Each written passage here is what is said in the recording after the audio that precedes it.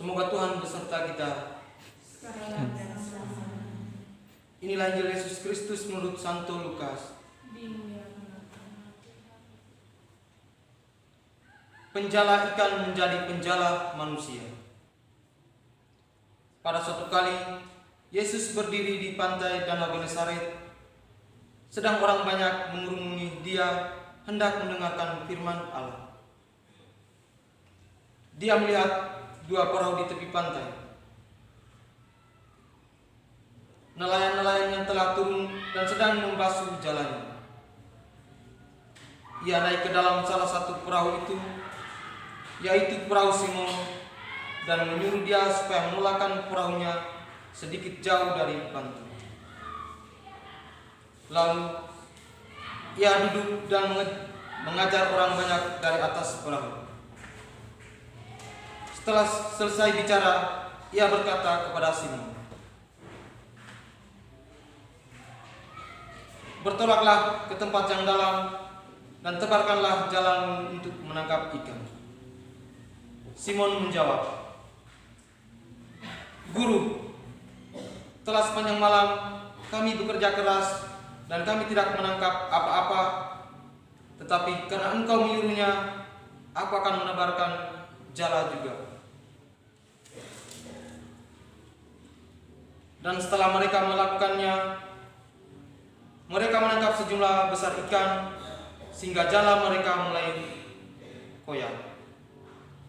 Lalu mereka memberi isyarat kepada teman-temannya di perahu yang lain supaya mereka datang membantunya. Dan mereka itu datang, lalu mereka bersama-sama mengisi kedua perahu itu dengan ikan sehingga hampir tenggelam. Ketika Simon Petrus melihat hal itu, ia pun tersungkur di depan Yesus dan berkata, "Tuhan, pergilah daripadaku, karena aku ini seorang berdosa." Sebab ia dan semua orang yang bersama-sama dengan dia takjub oleh karena banyaknya ikan yang mereka tangkap. Demikian juga Yakobus dan Yohanes, anak-anak Zebedeus, yang menjadi teman Simon. Kata Yesus kepada Simon, "Jangan takut. Mulai dari sekarang engkau akan menjala manusia." Demikianlah Injil Tuhan.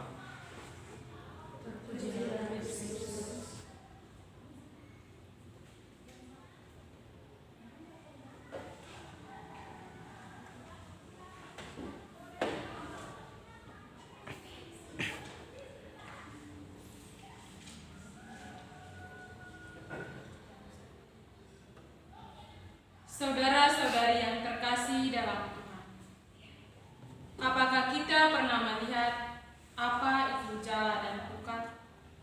Jika kita pernah melihatnya, maka kita pasti tahu fungsi dan perbedaannya. Jala dan pukat memiliki fungsi yang sama, yakni untuk menangkap ikan. Tetapi perbedaannya, jala ditebarkan di air yang dangkal, sedangkan pukat di air yang dalam. Dalam Injil yang baru saja kita dengar, menceritakan tentang dua rangkaian besar yang dikerjakan Yesus bersama para murid di Danau Genesaret. Kegiatan yang pertama, Yesus berdiri di tepi pantai dan banyak orang mengikutinya hendak mendengarkan firman Tuhan. Ia lalu melihat di tepi pantai dua perahu, dan ia naik ke salah satu perahu, yaitu perahu Simon, dan menyuruh Simon menolakkan perahunya lebih jauh dari bibir pantai, sehingga ia bisa mengajar mereka dari atas perahu.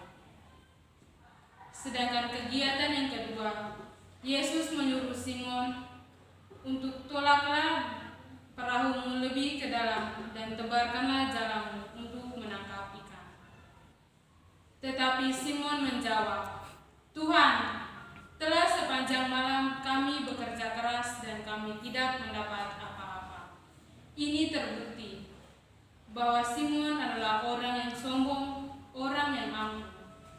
Dari perkataannya tersebut, ia dapat menebak bahwa Yesus adalah seorang Nazaret, seorang anak tukang kayu.